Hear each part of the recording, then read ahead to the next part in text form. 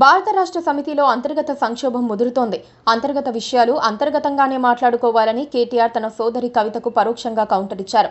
కేసీఆర్ చుట్టూ దయ్యాలున్నాయని, వారే తన లేఖను లీక్ చేశారన్నారు.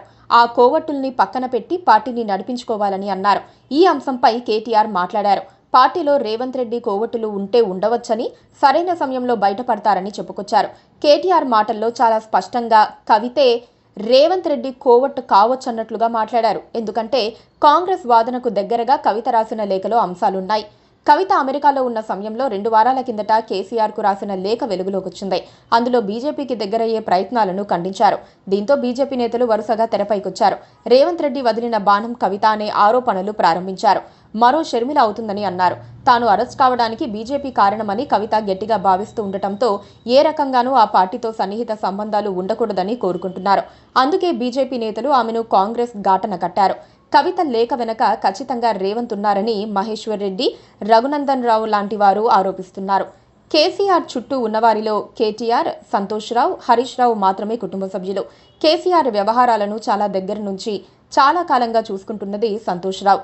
ఇప్పుడు కవిత ఈ ముగ్గురిలో ఒకరు కోవట్ అని చెప్పారు. కానీ కేటీఆర్ మాత్రం అసలు కోవట్టు కవితే అంటున్నట్లుగా మాట్లాడుతున్నారు.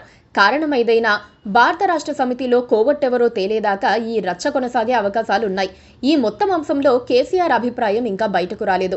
కవిత విషయంలో కేసీఆర్ కూడా అంత సంతృప్తిగా లేరని, ఆయన కూడా ఆగ్రహంగా ఉన్నారని కొంతమంది ప్రచారం చేస్తున్నారు.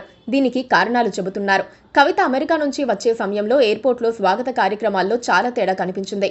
పూర్తిగా కవిత మాత్రమే హైలైట్ అయ్యారు. బీఆర్ఎస్, కేసీఆర్ పేర్లు ఎక్కడా వినిపించలేదు. కవిత మాత్రమే నాయకురాలు అన్నట్లుగా ప్రొజెక్ట్ అయ్యారు.